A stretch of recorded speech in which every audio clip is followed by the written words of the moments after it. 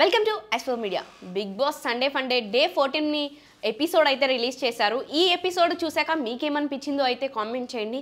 ఈ ఎపిసోడ్లో first one Sonia double game ఆడడం స్టార్ట్ చేసేసింది. సెకండ్ వన్ ఈ ఎలిమినేషన్ చాలా అన్ఫేర్గా జరిగిందని నా ఒపీనియన్. అసలు ఏం జరిగిందో ఈ ఎపిసోడ్లో చూసేద్దామా మరి. ఎపిసోడ్ స్టార్టింగే నాకు సార్ ఒక మంచి పాటతో ఎంట్రీ అయితే ఇచ్చారు. ఎంట్రీ ఇస్తూ సోనియాని అడుగుతారు అనమాట. సోనియా ఇక్కడ లైవ్ చూసిన వాళ్ళకి ఇది తెలుస్తుంది. సోనియా మేకప్ అవుతూ ఒక పాట పాడుతుందనమాట. ఏంటి సోనియా పాట పాడుతున్నా, మా కోసం కూడా పాట పాడు అని చెప్పేసి అంటాడు. అలాగే నాకు హింట్ ఇచ్చినట్టు అనిపించింది సోనియాకి. ఏదైతే యష్మీర్ అని చెప్పి తన చిన్నోడు అని చెప్పేసి మెన్షన్ చేస్తుందో, యష్మీర్ ఏంటి రిలేషన్షిప్, తన గురించి ఏంటి సంబంధం అని చెప్పి కొంచెం తన గురించి డీటెయిల్స్ అడిగి, ఎవరో ఆ యష్మీర్, నువ్వు పెట్టుకున్న బ్యాడ్జ్ మీద వైఎస్ అని ఉంది, ఎవరు ఏంటి అని చెప్పేసి అడిగితే, అంటే నేను బయట జనాలు వాచ్ చేస్తున్నారు, యష్మీర్ అని ఆల్రెడీ సోనియాకి యష్మికి ఏదో ఒక బయట రిలేషన్ ఉంది, సో ఈ హౌస్లో చిన్నడు పెద్దోడు అంటుంది, కొంచెం బ్రదర్స్ మాత్రమే అన్నట్టుగా నాకు అక్కడ హింట్ ఇచ్చినట్టుగా నాకు అనిపించింది. ఏంటి అని అడిగితే సిగ్గుపడుతుంది, చెప్పదు, అదేం లేదని చెప్పేసి అంటుంది. పాట పాడమంటే పాట పాడుతుంది. అక్కడితో అది టాపిక్ కట్ అయ్యి నెక్స్ట్ టీమ్ సెలెక్షన్ అనేది జరుగుతుందన్నమాట. మనం ప్రోమో చూస్తే తెలిసిపోతుంది ఎవరెవరు ఏ టీంకి వెళ్ళారు అని చెప్పేసి. టీమ్ సెలెక్షన్ జరుగుతుంది. మొత్తం అబ్బాయి టీంలో అయితే ప్రేరణ, యష్మి, మణికంఠ, నబీల్, ఆదిత్య ఓం అయితే వెళ్తారు ఆ టీంకి. నెక్స్ట్ నిఖిల్ టీంకి వచ్చేసి విష్ణుప్రియ, సీత, సోనియా, శేఖర్ భాష, పృథ్వీ, అలాగే నైనిక ఉంటారు. సో అబ్బాయి టీంలో ఏంటి అంటే, అబ్బాయి జెన్యున్గా ఇదివరకు అనిపించినా ఇప్పుడు జెన్యున్గా అనిపించట్లేదు. ఎందుకంటే లాస్ట్కి వచ్చేసరికి నైనిక, యష్మి ఉంటే ఎవరు కావాలి నీకు అని చెప్పి నాగ్ సార్ మిగతా వాళ్ళందరూ వాళ్ళ ఇష్టాన్ని ప్రకారం వెళ్తారు. వీళ్ళ ఎవరైతే మాజీ చీఫ్స్ ఉన్నారో వాళ్ళని ఓన్లీ ఇప్పుడు ప్రజెంట్ చీఫ్స్ సెలెక్ట్ చేసుకోవాలి అన్నప్పుడు యష్మిని సెలెక్ట్ చేసుకుంటాడు అబ్బాయి. కానీ మనం చూస్తున్నట్లయితే లాస్ట్ వీక్ కానీ అంతకుముందు వీక్ కానీ అబ్బాయికి యష్మి అంటే నచ్చదు. ఓరి బాబు మీకు దండం పెడతాను, నన్ను యష్మి టీంలోంచి తీసేసుకో అని చెప్పి నిఖిల్కి కూడా చెప్తూ ఉంటాడు. యష్మిని అంతా హేట్ చేసిన వాడు మళ్ళీ తన టీంలోకి ఎందుకు తీసుకుంటున్నాడు అంటే, తన స్ట్రాటజీ ఏదైనా ఇక్కడ యూస్ చేస్తున్నాడా, తన డబుల్ గేమ్ అనేది స్టార్ట్ చేశాడని చెప్పి అనిపించింది.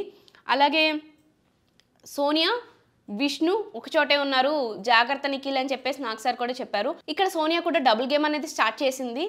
ఎప్పుడైతే నాగార్జున సోనియాతో నువ్వు విష్ణుప్రియతో ఇలా మాట్లాడడం కరెక్ట్ కాదు అని చెప్పారో, అప్పటి నుంచి కూడా నిన్నటి ఎపిసోడ్ నుంచి ఇవాళ ఎపిసోడ్లోకి విష్ణుప్రియని సోనియా కొంచెం చూసే విధానం కానీ అన్నీ కొంచెం మారినట్టు అనిపించింది. అంటే నటిస్తున్నట్టే అనిపిస్తుంది కానీ అమ్మాయి మారినట్టు నాకు అనిపించలేదు. ఎందుకంటే విష్ణుప్రియని హక్ చేసుకోవడం కానీ, తన పక్కన కూర్చోవడం కానీ, నవ్వడం కానీ ఎపిసోడ్లో మనం చూడొచ్చు. ఆ విష్ణుప్రియని హక్ చేసుకునే మూమెంట్కి కూడా సోనియా ఏంటి విష్ణుప్రియని హక్ చేసుకుందా అని నాగార్జున కూడా షాక్ అయిపోయారు. వీళ్ళకి టీమ్ సెలెక్షన్ అయిన తర్వాత వాళ్ళకి ఇక్కడ టీంకి నేమ్స్ పెట్టమని చెప్తారు. ఇక్కడ ఇటువైపు నుంచి విష్ణుప్రియ పడుతుంది, ఆ టీం నుంచి ప్రేరణ పెడుతుంది. సో ప్రేరణ కాంతారా అని పెడుతుంది, విష్ణుప్రియ శక్తి అని చెప్పి పెడుతుంది. దాని తర్వాత ఇక్కడ మనకి నామినేషన్కి ఎవరెవరు ఉన్నారని చెప్పి చూపిస్తారు. ఆదిత్య ఓం, మణికంఠ, పృథ్వీ, సీత, శేఖర్ భాష, విష్ణుప్రియ. వీళ్ళలోంచి ఒక క్యాండిడేట్ని అయితే సేఫ్లో చేస్తారు. అది ఎవరు అంటే విష్ణుప్రియ ఇక్కడ నుంచి సేఫ్ అవుతుంది.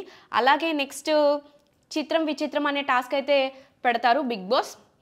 అంటే ఒక ఇమేజ్ చూపించి దానికి ఆ ఇమేజ్లో 2 ఐటమ్స్ ఉంటాయి, దానికి సంబంధించి పేరు చెప్పడం అనమాట.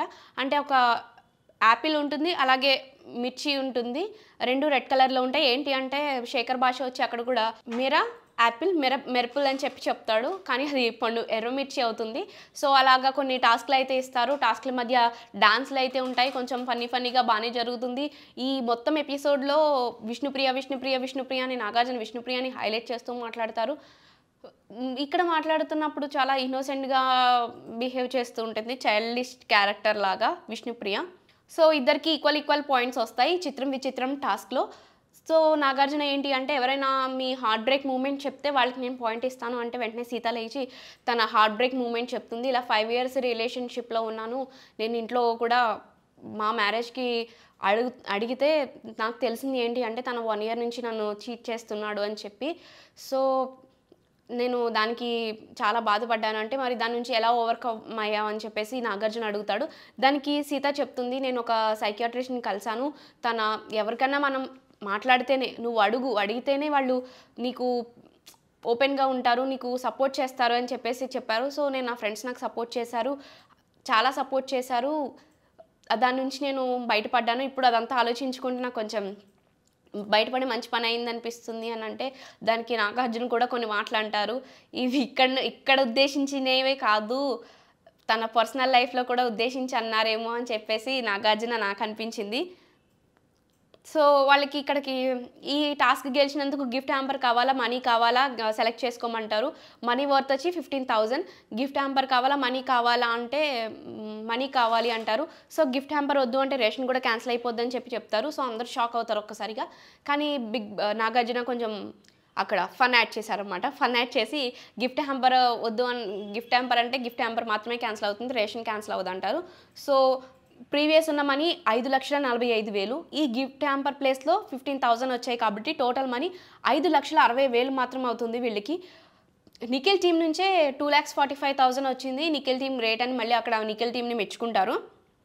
నెక్స్ట్ ఇక్కడ మళ్ళీ ఎవరెవరు నామినేషన్స్‌లో ఉన్నారో వాళ్ళని సేవ్ చేస్తూ ఉంటారు. ఫస్ట్ మణికంఠ సేవ్ అవుతాడు. దానికి మణికంఠ ఆడియన్స్‌కి థ్యాంక్స్ చెప్తాడు. మీరెంత నిజంగా నమ్మారో నేను అంతే నిజాయితీగా నేను ఆడతానని చెప్పేసి. నెక్స్ట్ సీత కూడా సేవ్ అవుతుంది. నెక్స్ట్ పృథ్వీ కూడా సేవ్ అవుతాడు. ఇంకా లాస్ట్‌లో ఉన్నది ఆదిత్య ఓం అండ్ శేఖర్ భాష. వీళ్ళిద్దరిలో ఎవరు బయటికి వెళ్తారు అన్నది బిగ్ బాస్ హౌస్‌లో ఈ సీజన్‌లో ట్విస్ట్ అయితే ఇచ్చారు. ప్రతిసారి బయట మనం ఆడియన్స్ నామినేట్ చేయబడ్డ వాళ్ళు మాత్రమే బయటికి వెళ్తారు. కానీ ఈసారి హౌస్‌లోంచి హౌస్ మేట్స్ ఎలిమినేట్ చేస్తారని చెప్పేసి ఒక కొత్త ట్విస్ట్ అయితే ఇక్కడ నాగార్జున రివీల్ చేస్తారు.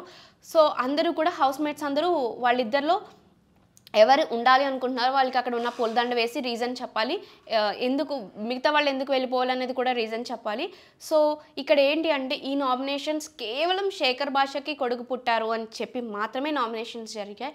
శేఖర్ భాషకి కొడుకు పుడతారు అని తెలుసు. అయినా సరే ఆయన ఇక్కడికి వచ్చారు. ఆయన కొంచెం వీక్‌గా ఉన్నారు అంటే ఎవరికైనా ఆ మూమెంట్‌లో వీక్ అనిపిస్తుంది కదా! కానీ ఒక్క రీజన్ పట్టుకుని మొత్తం అందరూ కూడా అదొక్కటే రీజన్ కింద పెట్టుకుని వేరే ఏవేవో రీజన్స్ చెప్పి ఆయన్ని నామినేట్ చేశారు.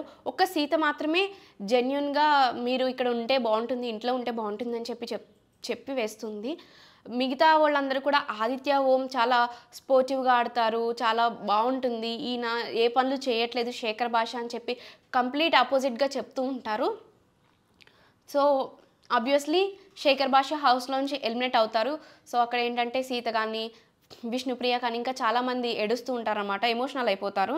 సో, శేఖర్ భాష స్టేజ్ మీదకి వచ్చేస్తాడు. స్టేజ్ మీదకి వచ్చిన తర్వాత నాగార్జున కంగ్రాచులేషన్స్ చెప్పగానే బాబు పుట్టినందుకు ఎవరైనా డాక్టర్ కానీ నర్స్ కానీ చెప్తారు. నేను కింగ్ నాగార్జున నాకు చెప్పడం నాకు చాలా సంతోషంగా ఉంది అని చెప్తారు. తన ఏవి ప్లే చేసినప్పుడు తన గేమ్స్‌లో పార్టిసిపేట్ చేయడం కానీ హౌస్‌లో ఫన్నీ మూమెంట్స్ స్పాంటేనియస్‌గా జోక్లు వేయడం అన్నది మనం ఆ ఏవీలో చూడొచ్చు. అక్కడ గొడవ పడడం కూడా రాధిక మన అక్క ఫైర్ బ్రాండ్ అక్క సోనియాతో గొడవ పడ్డం మనం అక్కడ చూడొచ్చు. నెక్స్ట్ ఇక్కడ ఒక బోర్డ్ పెట్టి రియల్ అండ్ ఫేక్ అని చెప్పి ఒక బోర్డ్ పెడతారు. హౌస్‌లో వాళ్ళు ఎవరెవరు రియల్‌గా ఉన్నారో ఎవరు ఫేక్‌గా ఉన్నారు అంటే రియల్‌గా ఫస్ట్ సీత ఉంది. నాకు ఒక చెల్లి లేని ఫీలింగ్ అన్నది తన ఇచ్చింది, నా ఓన్ సిస్టర్. తను ఏదైనా మాట్లాడితే హార్ట్ నుంచి మాట్లాడుతుంది, చాలా జెన్యూన్‌గా ఉంటుంది అని చెప్పి. అలాగే విష్ణుప్రియ బయట చాలా విన్నాను కానీ విష్ణుప్రియ గురించి బాబోయ్ అలా ఇలా అని. కానీ నేను దగ్గరుండి చూసిన తర్వాత ఇన్నోసెంట్‌కి మీనింగ్ అని చెప్పేసి చెప్తాడు. అలాగే ప్రేరణలో కొన్ని విషయాలు నాకు నచ్చవు కానీ తను కూడా ఏదైనా మాట్లాడితే హార్ట్ నుంచి మాట్లాడుతుంది అని చెప్పి కొంచెం సైకోయిజం అన్నది ఉంది కానీ తను ఏదైనా మాట్లాడితే హార్ట్ నుంచి మాట్లాడుతుంది అని మెన్షన్ చేస్తాడు. అలాగే ఎవరు ఫేక్ అంటే సోనియా అని చెప్తాడు. సోనియా స్టార్టింగ్ చూసినప్పుడు చాలా అమాయకంగా నవ్వుముఖం ఉంది. నెక్స్ట్ డే నామినేషన్స్‌లో చూసినప్పుడు మహాకాళి రూపం కింద ఉంది.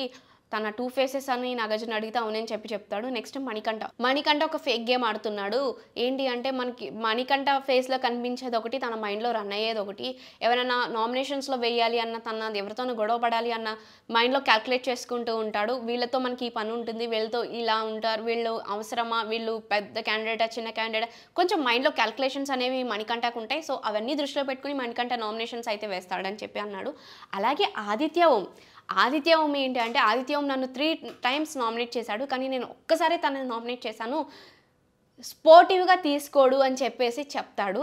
ఎందుకు ఇది స్పోర్టివ్‌గాని ఎందుకు మెన్షన్ చేశాడు అంటే హౌస్‌లో వాళ్ళందరూ చాలా స్పోర్టివ్‌గా ఉంటారు అని చెప్పి మొత్తం అందరూ ఆదిత్య ఓంని సెలెక్ట్ చేసుకున్నారు. శేఖర్ భాషని ఎవరు ఈ ఎలిమినేషన్స్‌లో సెలెక్ట్ చేయలేదు. రీజన్ ఇదొకటే చెప్పారు కదా! సో, దానికి కౌంటర్‌గా శేఖర్ భాష బయటికి రాగానే స్టేజ్ మీద ఇదేస్తాడనమాట. నేను 3 టైమ్స్ ఆయన నన్ను నామినేట్ చేశాడు. కానీ నేను ఒక్కసారి నామినేట్ చేస్తే ఆయన తీసుకోలేకపోయాడు. అతనికి స్పోర్టివ్‌నెస్ లేదు అని చెప్పి చెప్తాడు. సో, అక్కడితో ఈ ఎపిసోడ్ అన్నది 'బిగ్ బాస్ సండే ఫండే' అన్నది ఇలా ముగుస్తుందనమాట. మరి నెక్స్ట్ వీక్ ఎవరుంటారో, ఎవరు వెళ్ళిపోతారో అని మాత్రం మళ్ళీ సస్పెన్స్‌గా జరిగింది. సో, నెక్స్ట్ డే ప్రోమో ఏం జరుగుతుందని కూడా మనకి ఈ ఎపిసోడ్ అయిపోయిన తర్వాత చూపిస్తారు. నామినేషన్స్ స్టార్ట్ అయిపోయినాయి. నెక్స్ట్ డేనే నామినేషన్స్. చాలా ఫైర్‌గా స్టార్ట్ అయినాయి అని మనం చూడొచ్చు. మెయిన్ ఏంటి అంటే మణికంఠ, యష్మికి జరుగుతుంది. సో, వాళ్ళిద్దరూ ఆర్గ్యూ చేసుకుంటూ ఉండుంటే యష్మి ఒక లూజ్ వర్డ్ అనేది యూజ్ చేస్తుందనమాట. నేను మాట్లాడేటప్పుడు కొంచెం కాన్సంట్రేట్ చేయలేడి అని చెప్పేసి యష్మిని అనడం. ఇక్కడ యష్మి ఏమో నువ్వేంటి బొక్క రైస్ చేసేది అని చెప్పేసి కొంచెం ఒక వర్డ్ అనేది యూజ్ చేసేస్తుంది. సో, ఇక్కడ ఏం చెప్తుంది అంటే నువ్వు నన్ను మోసం చేసావు, నా ఫ్రెండ్‌షిప్‌ని నా అడ్వాంటేజ్‌గా తీసుకున్నావు, నువ్వు మంచోడువు కాదు అని చెప్పి ఈ ఇంట్లో నువ్వు ఎంతకాలం ఉంటావో అంతకాలం కూడా నువ్వు నా నుంచి నామినేషన్స్‌లోంచి తప్పించుకోలేవని చెప్పి అయితే చెప్తుంది. అక్కడితో ప్రోమో అయితే ఎండ్ అయింది. మరి ఏం జరిగిందనేది మనం రేపటి ఎపిసోడ్‌లో చూద్దాం. బిగ్ బాస్ అప్డేట్స్ కోసం చూస్తూనే ఉండండి ఎస్4 మీడియా.